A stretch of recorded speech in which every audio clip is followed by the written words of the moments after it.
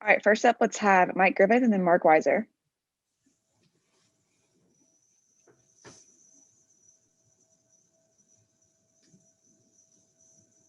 Mike, you there? Yeah, Coach, can you just talk about Alabama's three-point shooting today? You knew that was the game plan and that they were going to run that. Well, we didn't get the ball stopped, and we mixed up our matchups, which is fine because it's not a matchup game; it's an open shot game, and we did not get the ball stopped enough.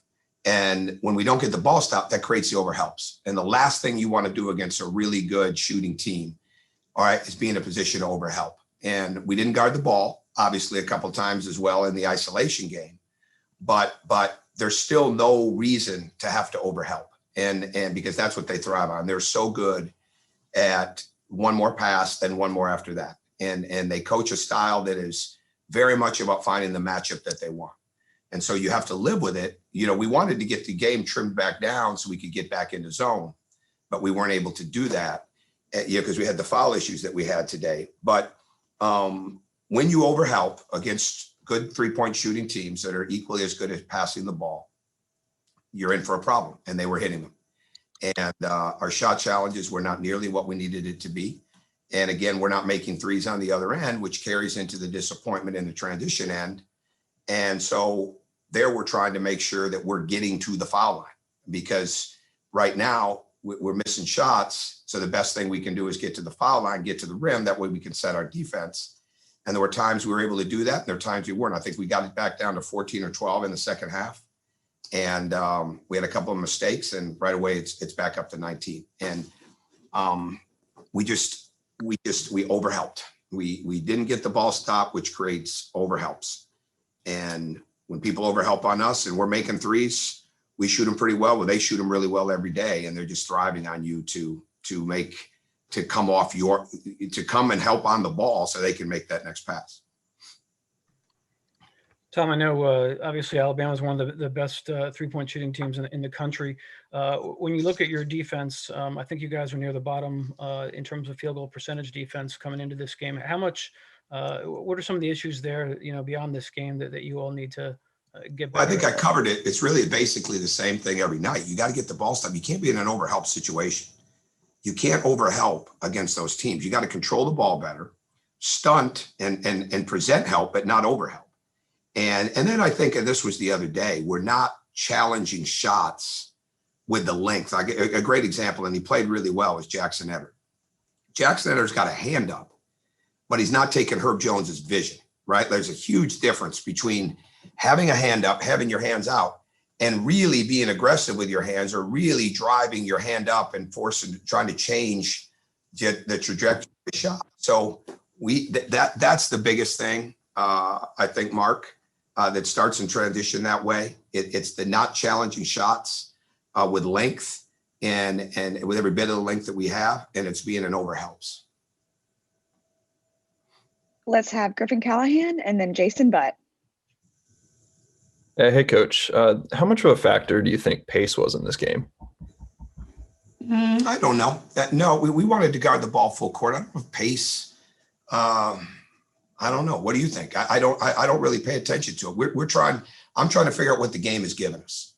And when we're making shots, first and foremost, you don't want to put handcuffs on and say we're not taking threes, but we wanted to go through the paint because we got to the bonus quick in the second half. At one point, there was a timeout. We'd only had 2 team fouls. We got 5 fouls. I don't have it in front of me, but pretty quick. So that's what the game was giving us, when we're not shooting the ball as well. And, but I don't know if it's pace as much as not guarding the ball and then creating the overhelps, whether it was early in the clock, middle of the clock, or late in the clock. But he does not have a guy that he doesn't. Every guy he puts on the floor can make threes. He's done a great job of developing the players he inherited and recruiting players to that. And they really move the ball well. They hunt the matchup that they want almost every possession.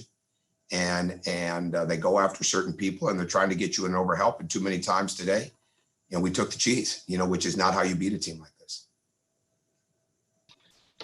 Coach, you obviously mentioned stopping the ball and not being able to do that.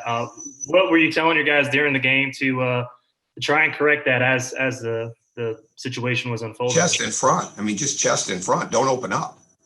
Don't open up on the ball. Keep your chest in front. Don't give them angles, right? But what happens is they start that dribble and then they put it down, and we take the first penetrating dribble off of our open up into our back foot. And the other problem with us today is so many of their drives are non-penetrating drives. They're drives to get you to help. They're not necessarily drives that are all going to the rim. Now, certainly they go to the rim, but there's also times they're just trying to bait you into it. And that's where we needed to stay strong in the slots and not overhelp out of that area. But because we didn't get the ball stopped and we were rotating, they were making those next two passes, and that really hurt us. And they were hot. All right, and last question. Let's go with Jed May. Hey, Coach. I guess the theme of this is 3-point shooting. So I guess I'll just ask a bigger picture question on that. When you have a game like today where Alabama shoots, I think 60% from behind the line, you guys shoot 2 of 19.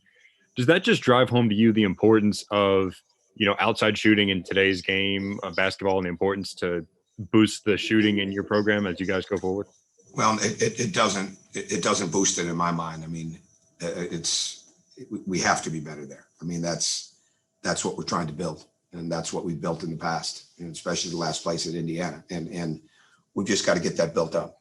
And we're going through some slumps with some guys where 3 games we shot in the mid 40s. So the last thing I want to do is take confidence, but there's no doubt that we have got to continue to get better shooting the ball now and in the long range or long term. And the bottom line is we have to find ways to overcome it when we're not. And that's where the post up, or that's where the driving the ball, and that's where getting to the foul line is that in the game. So when the ball is moving freely and we're knocking down threes, it's just a basketball game. But eventually when it's not, you have to look at how can we win the game. But again, I'm saying that, and I'm over there positive, but I'm also not the one missing threes, losing my confidence. And my job is to try to not let them lose the confidence when they're missing threes, but continue to understand how important our defensive transition and balance is, and to continue to understand how to get to the basket so that we can, because when we drove the basket, I mean, for the most part, we got some good whistle there. We actually have one more question from Michael Casagrande. Yeah, Coach, I just wonder what you thought, what Nate said to you after the game when he came up to you at the handshake. What was the conversation? Nate, me, no problem. I like Nate a lot. So I'm not big on repeating my conversations, but I mean, it's fine. I like Nate a lot. So there's nothing there. There's no issue. All right, thanks so much, Coach. Thank you. And guys, we'll have a transcript to you shortly.